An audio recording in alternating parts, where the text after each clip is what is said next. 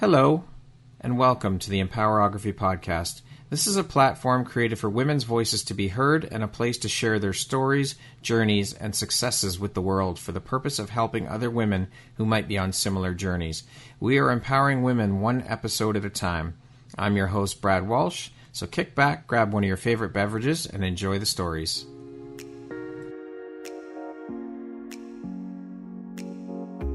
Are you an author, speaker, coach, or entrepreneur building a brand in today's very crowded marketplace? How do you stand out?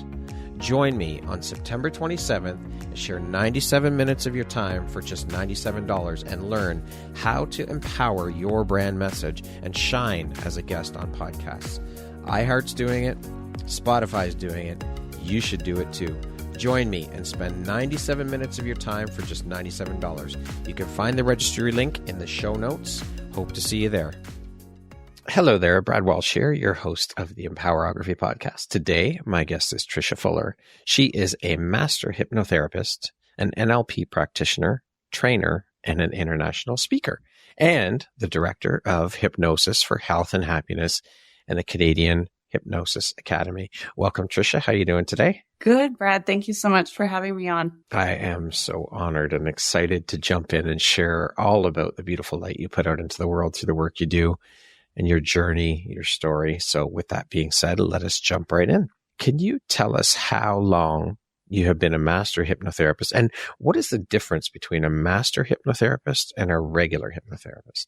Okay, that's an awesome question, but can I rewind one second and just say that I actually am no longer the owner of Hypnosis for Health and Happiness. Okay. One of my students actually bought that clinic, and I'm opening a new clinic called Sherwood Hypnosis Center. Yeah. Congratulations. Thank you. I help people build and create clinics with the same standards, which answers part of your question about the master hypnotists. And we actually call ourselves master hypnotists rather than a hypnotherapist. Okay. So to begin with that question, the truth in the answer is the quality of the training. Without naming any organizations, the reason I'm with the Master Hypnotist Society is because the integrity and the quality of the training. The original place that I trained, I actually was set out into the world after receiving the training with never having been formally hypnotized and never having any trainer actually witness me doing hypnosis on anybody else, which I know you raised your eyebrows. Exactly. That is the exact response I want you to have, because isn't it shocking? Can you imagine if you actually went to a dentist who had never had somebody clean their teeth, or a surgeon who had never performed surgery, and people are like, this isn't one of those modalities. Yeah, we are helping people with their mind and their emotional. You're getting into their minds. Yes. So do you really want somebody who has never actually had their skills tested? And the irony is that I had to do 200 hours for free and nobody had ever tested me. And yes, I had received a national test, which is really shocking. But a piece of paper does not make a good hypnotist or a hypnotherapist or anything else. Like even a massage therapist. Can you imagine going to a massage therapist and they'd never received a massage or had a massage or done a massage? Like, it's really shocking. It took me a few years to find this organization. And it was really because of the standards I was used to in my original career, which was a lab and x-ray technician. Right. Like they made sure we knew how to take x-rays. They made sure we knew how to do blood work and stuff. And that is what I found with Master Hypnotist Society. So that is the difference. Unfortunately, you can almost receive certification for anything these days online. I'm sure you're well aware of that, right? Yeah. And yes, there are some courses you can absolutely take online. Like I really do believe that you can learn a lot about accounting or things like that, where the software helps you learn it. This is not one of those things. And so that is the main difference with Master Hypnotist Society, is that we offer hands-on learning, and we are going to make sure the skills are to that level. So I'm not here to put down any other organizations. I can just boast for the Master Hypnotist Society, and we have Master Hypnotist Society Canada and US, and we're all the same. We just have a contingent in Canada as well. Right. Scott McFall, the founder of that, really makes sure that we have the skills before we are allowed to be trainers. He tests us. He makes sure that we are, we'll call it up to par. And then we kind of earn the ranks as we go through the training. And how many different ranks are there then? You know, let's just start at the beginning. There's Yeah. definitely basic hypnosis, like you just Mhm. learn the actual skills. And then there's like clinical, there's advanced hypnosis, NLP practitioner, NLP master prac, all of these things. So basically you start with one and you have to work with clients and work with Mhm. people in order to get to the next level. So you can't just jump through it. It requires that, oh, now I've worked with a client. I understand how this happens. Now I have enough resources to go to the next level. So it's Right. kind of like it's not a means test, but it's like a certain amount of clients that you've done in order for you to move on. So, yeah. So is there an overarching course that includes and develops all the levels? Like you pay this amount and you start with the basic and you move up, you get your NLP, all of that stuff, all tied into one? Not exactly. So you start with the beginning, and then what most people do, so basic hypnosis and the clinical portion of it, once they have received that certification, often a lot of the students will go into mentorship with myself or one of the other trainers on the team. Okay. In mentorship, that is continued learning. Right. It's not formal, but it's based on what each person needs at each part of their business or each part of their skill set. So people can either do this as an adjunct to what they already do, or they can become a hypnotist and NLP practitioner. Usually you learn the foundation of one and then start adding the other ones, but it doesn't inhibit you from beginning. You have to begin somewhere. Absolutely. So what initially drew you to the field of hypnotherapy or hypnotism and NLP? And what was your journey like in becoming a master practitioner? That is a very loaded question, as I'm sure all your questions are. My journey began with the birth of my first daughter, and this answers several of your questions going forward. I had to have this conversation with my daughter after, like later in life here. Please understand that what happened wasn't a problem for me, but it was at the time, and it was all my fault. And I really want to say that is because I did not take any ownership in how the birth happened. I kind of thought it happened to me type of thing. Right. And that's a really immature mindset. And it was the series of decisions that I made because I was in the medical field, and I just let everybody dictate to me how this should go. And she was past due date, and they are like, you need to get her out. Okay. Like I didn't know any different. And so I went through the induction. I had the epidural. I had every intervention. And yet lo and behold, I ended up with a major cesarean, and not even like a conscious cesarean. I was knocked out flat. Didn't even know like it was not a shining part in how I wanted to be as a human now, if I look back. But it was beautiful. I'm grateful for her birth. I'm so glad that it happened that way, because if it didn't, it wouldn't have led to the cascade of changes that I made in my life because of it. But I was a slow learner. The second time, I made a few better choices. I hired a midwife and thought that, again, that she was going to solve my problems for me. I wasn't owning my part in it. And again, she knew internally inside of me that I was a ball of nerves and I was upset, and she felt it on the inside. And so basically she flipped herself around upside down, put her feet in my pelvis and said, I'm not coming out. This woman is bat poop crazy.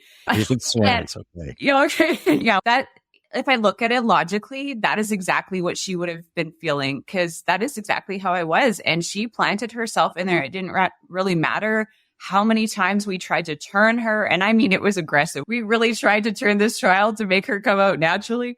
And she was like, no, I'm staying in here. And she did. And so I had to have a cesarean again. And again, it was because of how I emotionally was handling everything. And I at least got to be awake for that one. But then I was like, baby number 3, I was like, darn it, I gotta get my poop together. Yeah. How am I going to do this? And so I did. I started doing a hypnotic program called Hypnobabies. And I also hired a midwife again. And I started doing some emotional healing work. And this course was not only complete prenatal education, but it was hypnosis for childbirth. And I don't just mean a hypnosis session or a book. It was like a manual. It was this thick. It was a 6-week course. Each week we learned new skills. And it was like, this is how you're supposed to learn. And even if you talk to the people I had hired to help me, they're like, in the beginning, we did not think you were going to achieve a natural childbirth. And I did. I achieved a natural childbirth with 0 interventions after 2 cesareans, not even in a medical facility.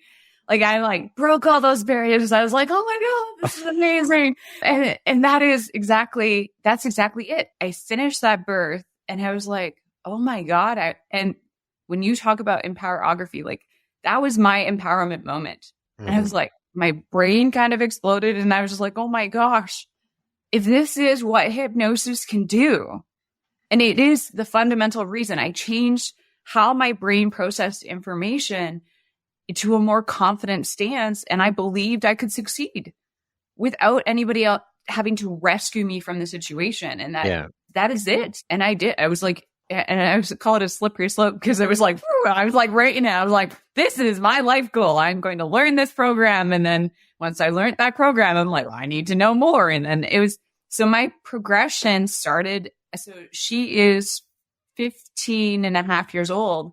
And I started this program when I was pregnant with her. So it's been a 16 plus year journey. Wow. And yeah, now I've done a TEDx and I speak internationally. I'm part of a book and I wanted to share this to help other people because this isn't like talking about the problem. This is chasing the solution. That is what the difference between hypnosis and NLP and any other modality is, that it is solution focused. Does that make sense? Yeah, absolutely. You don't look in the rearview mirror. Yeah, the thing happened, but solving what happened back then does not change the future. Yeah. This is very much outcome-based modalities that actually help people achieve what they want to achieve without going, this me. I love it. And so how do you integrate NLP techniques into your hypnosis practice and how do they complement one another? That is a loaded question because in truth, you will find pieces of hypnosis in NLP and NLP in hypnosis. Okay. So everything is about the structure of language, essentially, with hypnosis. NLP is what I call reorganizing the mind. So reorganizing your desk. So usually we will just end up braiding the techniques together. So sometimes we will use hypnosis to begin the session, but halfway through a session, we will use an NLP technique or vice versa. Okay. So one just kind of flows into the other. So one is specific techniques. The other one has structures like close your eyes, relax. We're going to count backwards. And we use one to facilitate the other, but it's not like I can describe exactly how one is and one isn't, because in truth, we don't really know where one ends and one begins. They're one and the same. They're so intertwined. Well, they're very intertwined. They are different. The biggest idea with hypnosis is that you usually close your eyes. But that being said, a typical everyday hypnosis, an example of that would be like, have you ever driven somewhere and got there and not remember the last 5 minutes of the drive? Yeah, that's highway hypnosis. I don't recommend it. No, not a good idea. It does happen. So you don't have to have your eyes closed, but most hypnosis sessions will begin with either eye fixation where they're staring at something, or they close our eyes and then we do a series of inductions. But the two just blend together very nicely. And it's just that one technique complements the other. And it often helps break down like the subconscious interference. And a good hypnotist will look at the situation and go, which technique? Are they more emotionally suggestible? Are they more physically suggestible? What do we need to do? So having that whole repertoire, it just opens a whole scope of what we can do with it. So they aren't the same, but they complement each other and they have similarities. Right. Okay. It's a very broad answer, but we don't have enough time, honestly. I mean, how have hypnotherapy and NLP influenced your own personal growth and self-awareness? It really did begin with the childbirth. And then having that internal power be ignited is the foundation. So everything that I do, almost every single technique that I do with clients, I've actually done it myself. So whether it is for childbirth and then weight loss, I use the weight loss strategies every single day to make sure that I'm eating the right foods, which is me being congruent. And I failed to mention that when I did that Hypnobabies program, I conveniently forgot to ever smoke again. So I'm also quit smoking with hypnosis. I help myself with sleep. I have to say, sometimes I'm not the best hypnotist for myself, but I do try to use self-hypnosis techniques. I definitely use it for stress whenever I'm feeling overwhelmed. We teach clients how to do self-hypnosis. So I do self-hypnosis for stress, and definitely like any anxious responses, I had to use it absolutely in order to learn how to speak on stage fright and those kind of things. Mm-hmm. But I can honestly say there's almost nothing in the realm of what you can accomplish with hypnosis that I haven't done on myself. And you live and breathe it. I do. I don't even know how not to. We do a lot of forgiveness work. I know you have a question about like traumas and things like that. Mm-hmm.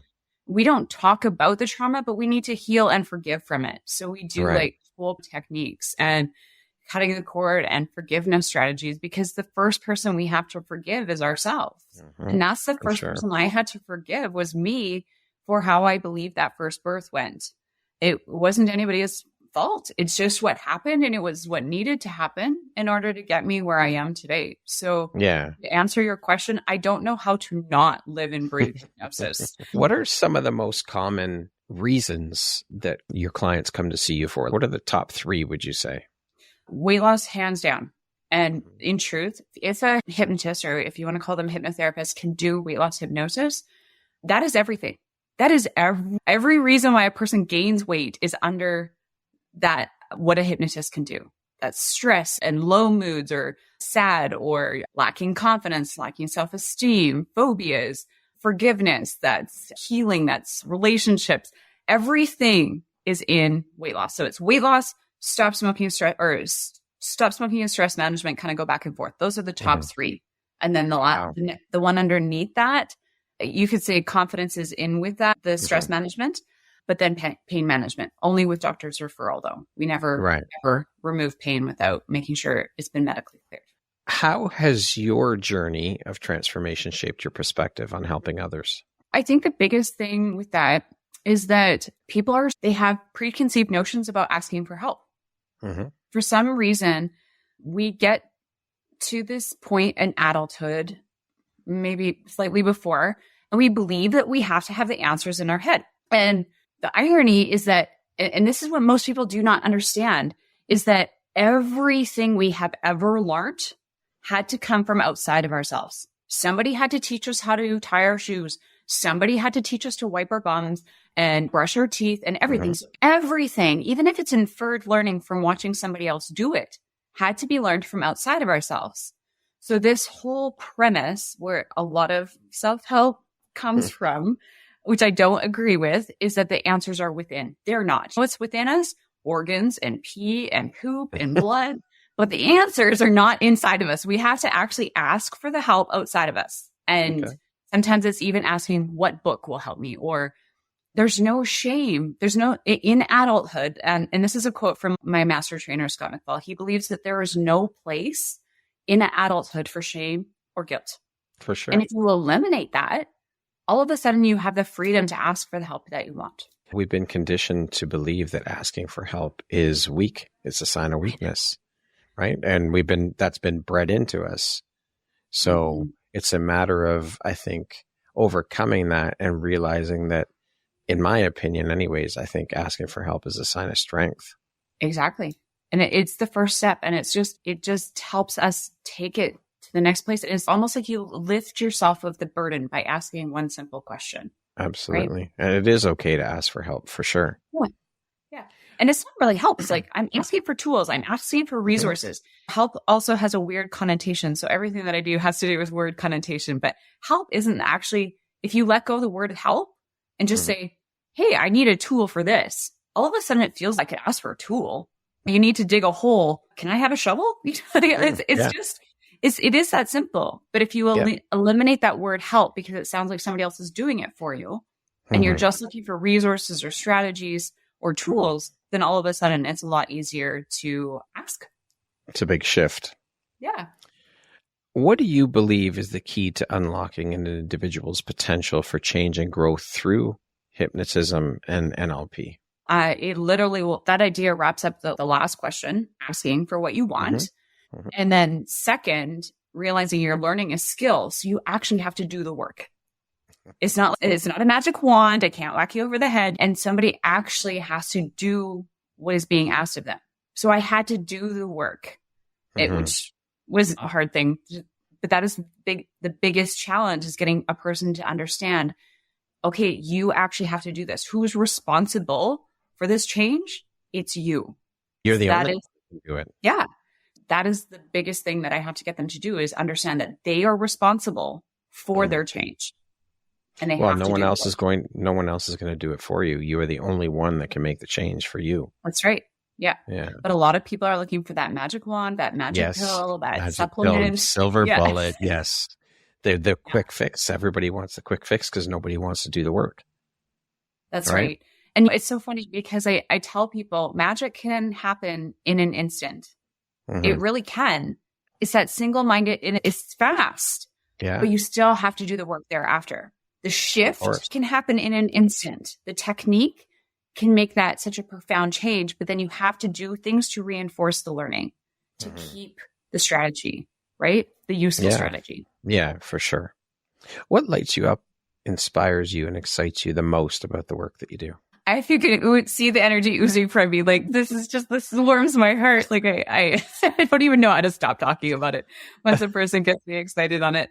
Watching people change and them knowing it, I need zero accolades. The only accolades that I need is them going, oh my God, look at me. I did it. I did it. Having a person jump on a plane who had a phobia and they go, I flew for hours and I didn't even care. Or I just stood on stage and performed and it was amazing. I felt like I was, performing in my living room. Or look at me, I'm down 5 sizes and my pants are falling off. I walked into a place where everybody was smoking. I didn't even care. That's what lights me up. Those exact statements. It makes my heart glow. And I'm like, great, share that with others so that they can help, so they can better understand what the success is for them. Yeah. Yeah. Their stories are what light me up.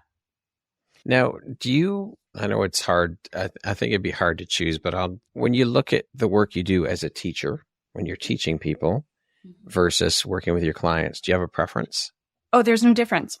This is all teaching. And the moment that I realized that all of this is teaching, it's whether I'm teaching 20 to 30 people or more when I'm speaking to a group of 200 or whether I'm teaching one person.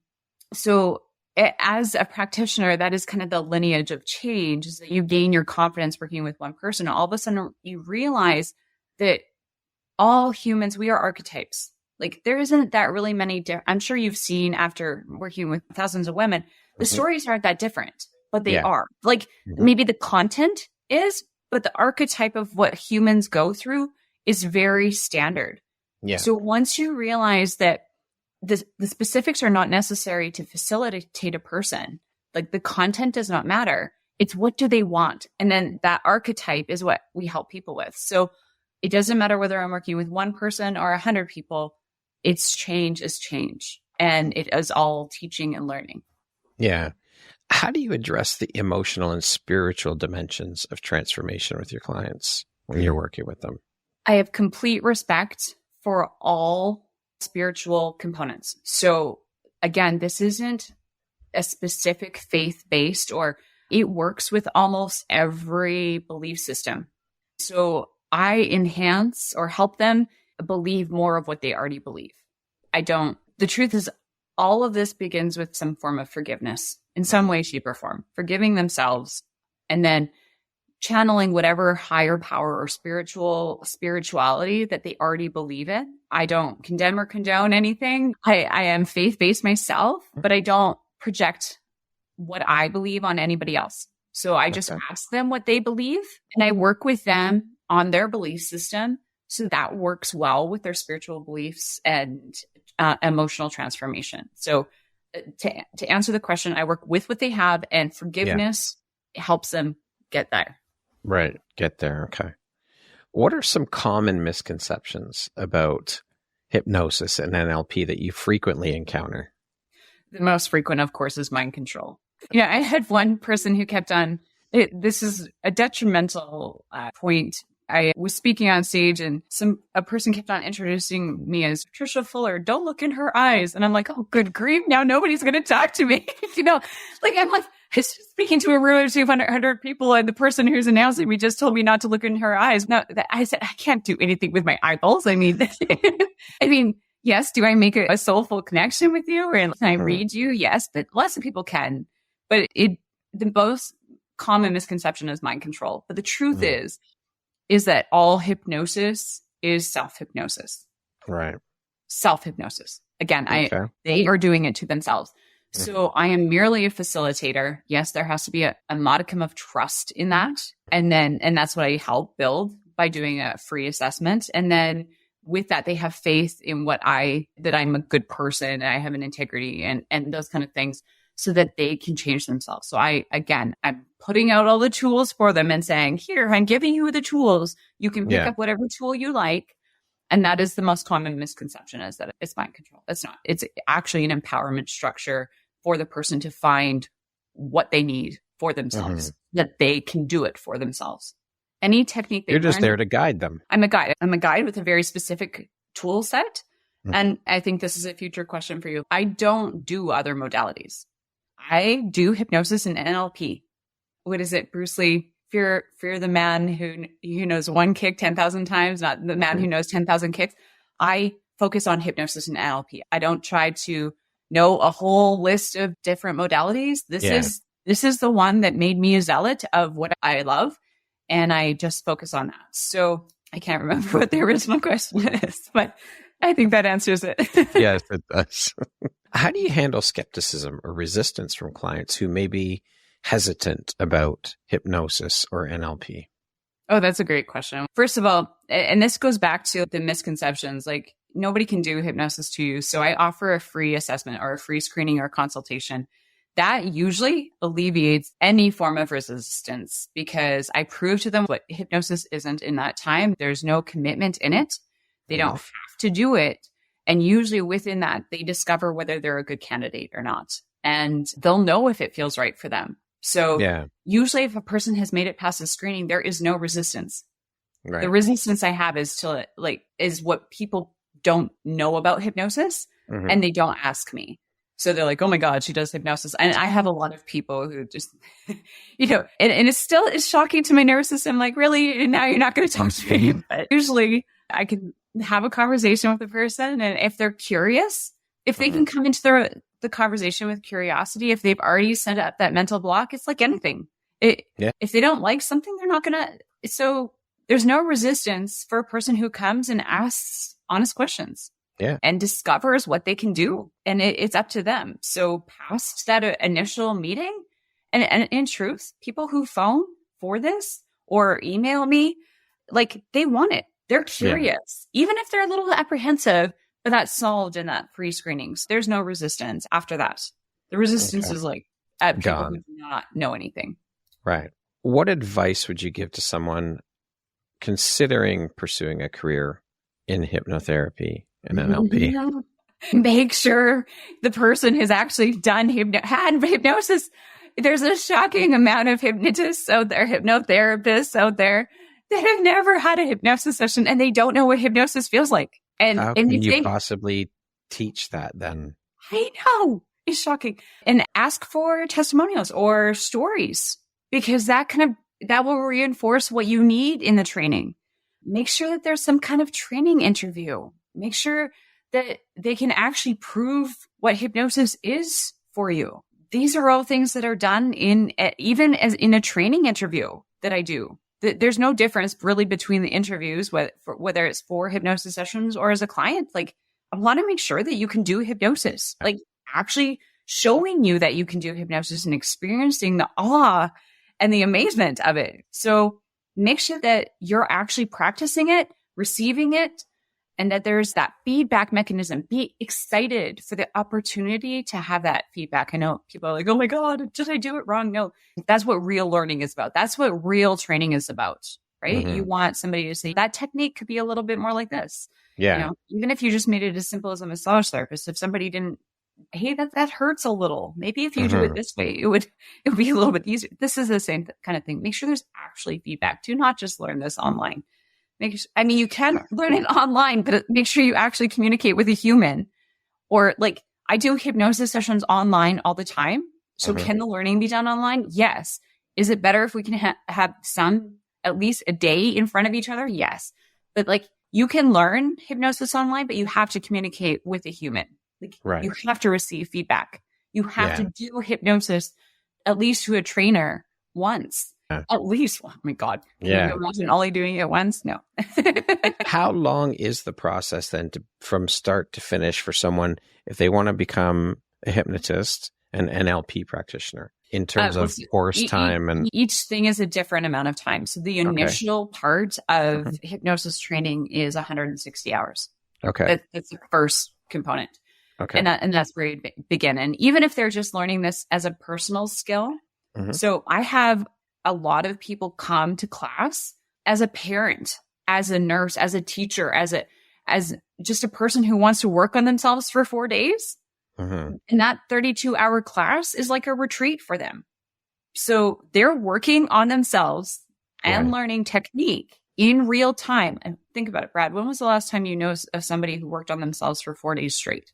No, not very often, unless you're going to a retreat or something like that, unless you're doing something like that. So I would say even 50% of the people who come for training have no intention of doing this as a business, but they're working on themselves for 4 days. Yeah. So that's where they learn it.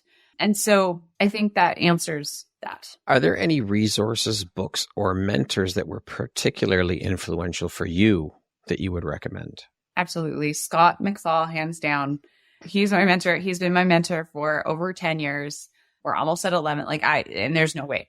I still am in conversation with him weekly, making sure that I'm on track so that I can help clients, right? Because if I'm not in the right place, then that's not good for the clients. So, and then within that, the books that I frequently recommend, and not only in basic hypnosis and basic NLP, is first of all, the book called The New People Making by Virginia Satir. And Virginia Satir was a very famous family counselor. She helped change so many people's lives. Her writing, her work, if you Google her online and watch her work, she's just a heartfelt person that you can see makes a connection with these people. And she has the ability to forget about what she needs and focus solely on other people.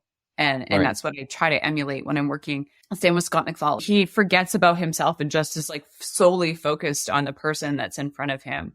And that is who I'm trying to be, is just focusing on what the outcome of the person in front of me is, or the group of people.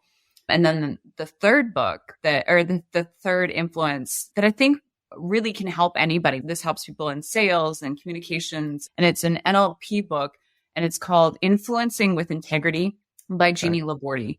And that book is just, it's such an easy read, but it helps you understand connecting with people for business, for relationships, for anything. And it asks powerful questions of how you can communicate with people better. And so those were the main influences for me. Beautiful. Thank you for sharing that. How do you approach, and we mentioned this earlier, deep-seated trauma? I know you guys don't cure trauma, but with hypnosis and NLP, and what safety measures do you implement when working with someone who has experienced trauma? So first of all, in that screening, based on what they've gone through, based on whether they have medications or diagnoses, that helps me decide whether they're in scope of practice, first of all. Because if they're out of scope of practice, I will be honest with them and I will be like, I need to refer you to this professional. So even in our team, we have Dr. Daniel Burrow, who's a psychologist. We have Dr. Matthew Burks. He's pain management. So we have people in our team that we can refer to that actually has the licensure to work with certain things that might be out of scope of practice for myself. Everything that isn't out of scope of practice, we record all sessions so that that's a safety feature, right? Yeah. And it makes people feel like they know that it's within a good moral compass. Okay. And then second, we don't make people relive anything because that is traumatical. I don't understand why you would do that. That's harmful from my opinion. However, we can help people heal from it in a different way, which either can help them shift the memory so that it depotentiates or makes it smaller in their mind, so that it's almost like you can like kind of like you skinned your knee type of thing. So you can decrease the power of it, which is actually very useful. And it's only a person who like wants to play victim that would be like, oh, I want to keep that trauma. No, well, we can actually change in your mind, because your mind does not know the difference between real or imagined. So if you can make the experience different in the mind as a memory, then you can help them heal from it and let it go. It's kind of like something that they could remember to forget. Right. Like you don't maybe remember the first time you fell and banged your foot. That's how you want it to be. Yeah. And that is the key. Like, why do you want to keep on reliving it? So we definitely help people through those circumstances. And one of the first things, let go of the victimhood of it, like helping a person let go of that, whatever mindset they're holding on to. And if they're constantly thinking about it, what if we could give their mind something else to focus on? And then all of a sudden they can just forget about it in a magical way. Healing, forgiveness strategies are huge in this. Yeah. Yeah. It sounds like that's like the foundation of it all. Yes. Yeah. Which is ironic. So I recently worked with a person and she said, I don't believe in forgiveness. I'm like, okay, so I know that this conversation is, I'm not here to convince you, but if you don't believe in forgiveness, then there's no structure to move forward. And she was very clear on that. And I'm like, okay, that's okay. You're entitled to that. Yeah. But foundationally, people get over stuff by forgiving themselves for holding on to it for so long. For sure. Because it's not even for the person, it's for you. Absolutely. So that you're able to release it. You can have contempt for the issue and forgiveness of the situation and forgiveness for yourself, right? Yeah. There's bad things that happen to people, but you have to forgive yourself for holding on to it. For sure. How do hypnosis and NLP facilitate a deeper understanding of one's true self? I believe it gives you the courage and confidence to be able to discover who you were meant to be. I love that. That's powerful. Now, as mentioned, you were part of the Canadian Hypnosis Academy. You've now... I still own that. Are. I am the Canadian Hypnosis Academy. You are the Canadian Academy. So it is the teaching foundation, it's the organization that I teach through. Okay. As well as do online hypnosis sessions through, as well as the speaking and the book stuff. Everything is through that academy. It encompasses everything. And then just like Hypnosis for Health and Happiness was one of my clinics. And I've had 4 different locations that all of that was sold with that, because it was kind of a chain. And so now I'm starting a new hypnosis clinic in Sherwood Park. And that, again, I'm hoping a student will want to take that over at some point as well. The clinics themselves are like brick and mortar. The academy can be taught anywhere. So I can come to you and do a teaching in Ontario, although we have a trainer in Ontario, so I probably wouldn't come there. But the point is, say you wanted me to come to somewhere and teach a group of people how to do hypnosis and NLP, even just for self, that can be done anywhere. And that's, I come and teach that in those locations. And do you have facilitators in most provinces across the country, across Canada? No, we have a facilitator in Ontario, Robbie Spearmiller, and Angela Nyhouse in BC, and then myself in Alberta. Okay. All right. Yeah. And then in the States, I cannot tell you all the different locations. No. But yeah. We have lots of locations. So if a person is in a location, I guess that's something I would like them to know, is that they can definitely reach out to me and I can say, hey, I can provide a trainer close to you. And we refer to because of your connections, because of the industry. And so you've got connections that you can refer people to that are outside of Ontario, Alberta, or BC. Yep, absolutely. A lot of the people from Manitoba can come to me, but they can also go to Ontario type of thing. And then same with Saskatchewan, I get quite a few people from that area. If there was enough people, I would go to them. Yeah. Okay. And how many is enough? What's that number typically? It really depends if they're paying for travel and accommodations and those kind of things. I've taught a course from as small as one person where they actually work with me in the clinic, where I'm still teaching them how to do hypnosis as a course. Yeah. But I'm also simultaneously working with clients. So I do anything from one-on-one to groups of 20 to 50. Is there a max amount of people that that when workshops or teachings are done, is there a max or a cutoff number for the amount of people in order to keep the classes somewhat manageable?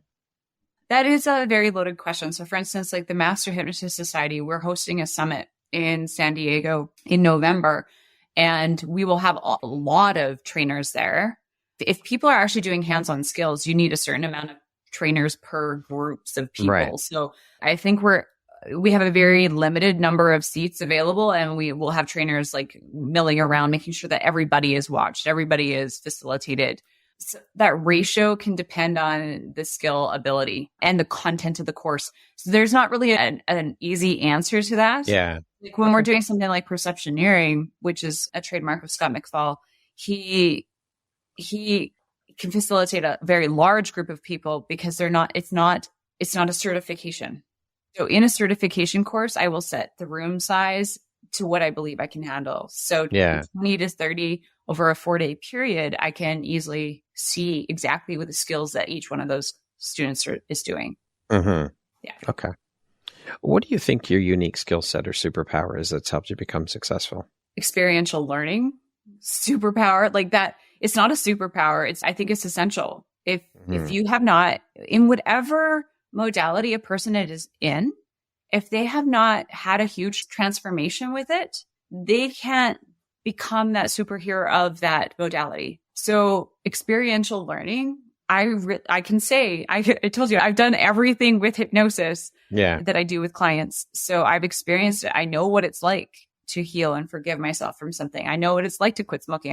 I think that is a unique thing. Like some of my students have never smoked. So quitting smoking, they do. They know the foundations, but I can actually say there's very little in what I do that I have not experienced. And that is a unique thing about me. Yeah. Yeah. That's huge. I have a personal insight to the world because of I've experienced it. Yeah, for sure. Now, speaking of success, how do you define that word? What does success mean to you? My definition and what other people's definition, I think that's the key, is that everybody's success is dependent on what their outcome is. And the definition of success depends on what I'm doing. If you want to finish a 10K crossing the finish line and that's all you have in it, that is your definition of success. So I believe the definition of success is malleable and it changes. Yeah. And it cannot be projected onto you. And so my definition of success for me is very specific on each thing. Okay. So my integrity and congruence of what I do and say is my definition of success. So if I say I'm going to do X, Y, and Z, then that is exactly what I want to do. And it's defined. But I don't have a broad term of it. All I know is that it's moving, it's changing, and being flexible is actually part of being successful. You have to change. Once you know more information, you're like, oh, actually success is different this time. Yeah. And those are the things. It's being flexible and changing. And that is essentially what I think success is for me. What would you say is one of the most important things you've learned in your life? And what was your life like before you learned it? What was your life like after learning it? Learning hypnosis, hands down, is the thing. And honestly, I know before I learned this, I was a hot mess. Talking about self-effacing, I can say I was like riddled with nerves and anxiousness. And I'm not saying that I don't want to put any medical idea on it, but it is a totally different woman. Am I proud of what I did before? Absolutely. But I definitely struggled with confidence and managing stress and being overwhelmed what other people thought and not feeling safe in my own skin. And I'm not saying that all changed overnight, but once I learned a skill where I proved that I could succeed, and that was with natural childbirth, that was the pivotal. I know that is the exact moment that my life changed. And then I started building skills. So you can think of it like building a house. That was laying the foundation. And then over the next year, maybe I built some walls, and then eventually I put a roof on that. And it has just slowly changed, but I can look back objectively and love the person I used to be and know that I struggled. I just didn't know how much I didn't trust my own decisions or that I was being dictated to. And I was just like, oh, okay, that sounds like a good plan. I wasn't authentically me. Mm-hmm. And now I can truly say that if something isn't congruent with what I believe or what I need to do, then I take action to change it, or I ask for the tools to add what I need. I mean, don't get me wrong. It's not easy to ask for the tools all the time. No, of course I'm not. still a human. I'm not saying as when I have to ask my mentor, I'm like, oh my God. But yeah, I'm getting better and better. Yeah. Well, it takes practice. It takes consistency. You have to keep doing it. Yeah, exactly. What is one of your biggest failures, or we'll call them life lessons or teachable moments? And what did you learn from it? The teachable moment is still like believing that childbirth was not something I was in control of. Like I took zero responsibility. I can literally say zero responsibility for that process the first time. And understanding that it doesn't matter what it is. So I'm not saying that it has to be childbirth for somebody else, but you have to assume responsibility for the situation you are in. Mm-hmm. Always.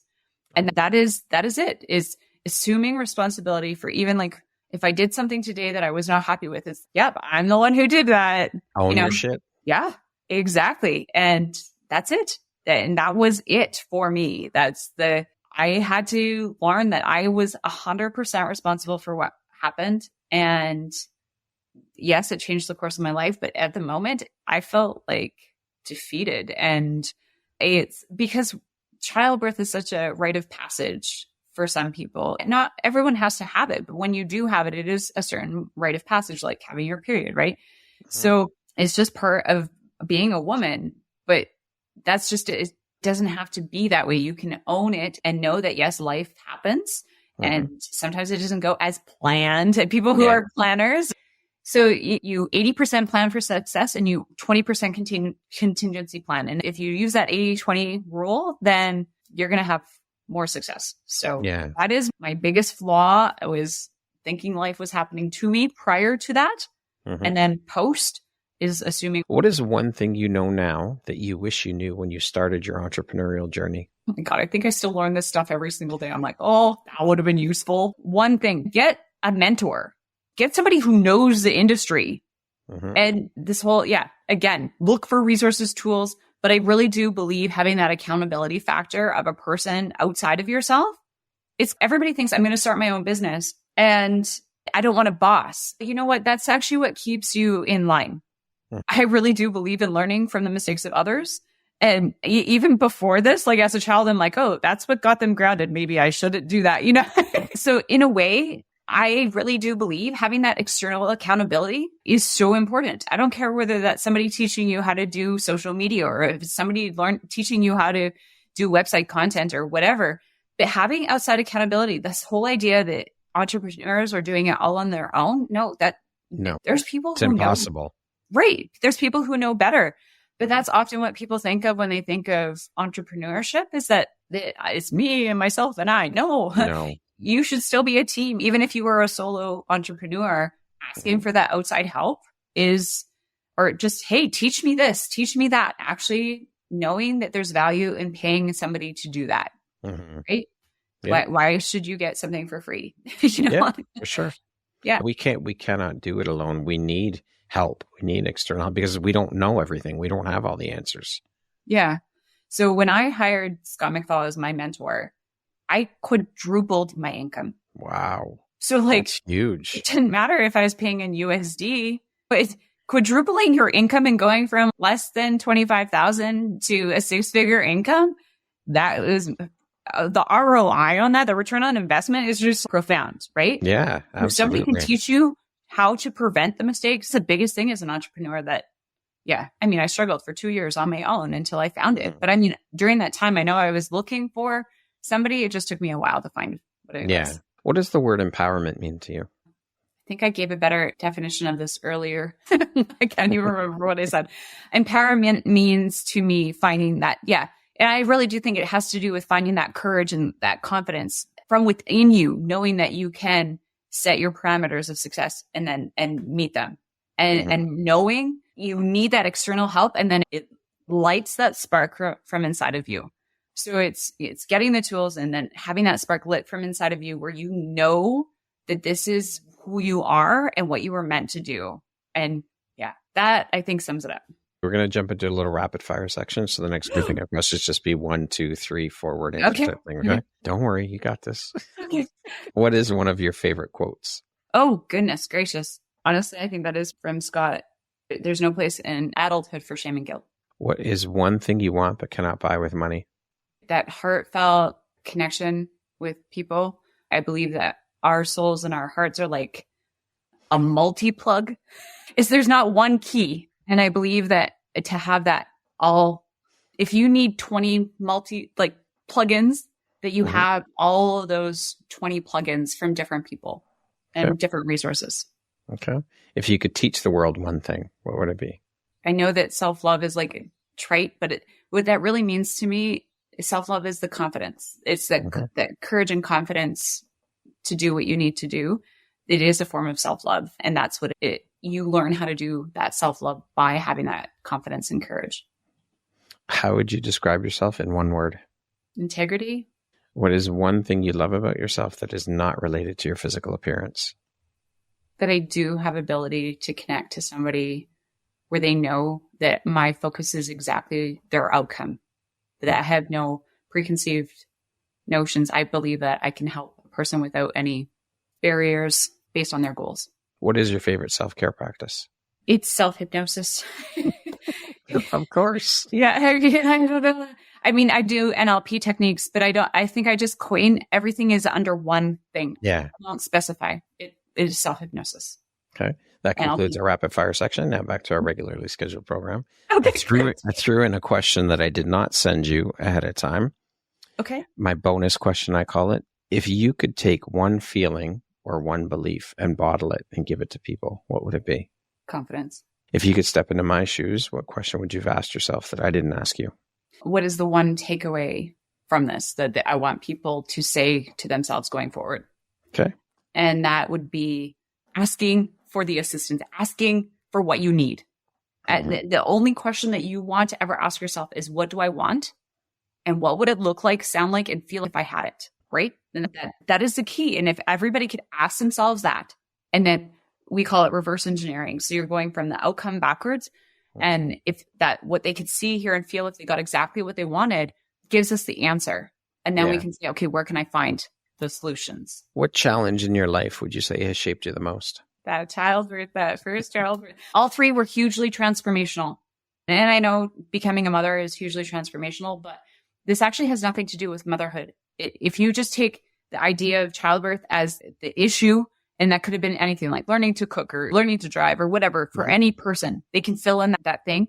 And because of my responses in it changed the course of my life. It just happens to be that I also became a mother at the same time. If you had the opportunity to sit down and have a 1-hour conversation with one woman, any woman in the world, who would it be and why? I think Oprah Winfrey. And the reason is because I think of her like an encyclopedia of human conditions and responses. And if you were speaking to her and you had X amount of questions, it's like she could take all those interviews and she could probably find the answer, not because that's what she believes, because she's like an encyclopedia of information of what people have given her. I think she has a lot of answers that she's based on what this person experienced. She could give you that answer. Yeah. If you could go back and give your younger self one piece of advice, what would that piece of advice be? That you were born the exact person you were meant to be. Oh, that's powerful. Lastly, Trisha, if you were to deliver your last 30-second speech to the world, your tribe, your people, your corner of the world, what would that last 30 seconds sound like? What words of wisdom would you impart? I would begin with that you are the exact person you were meant to be.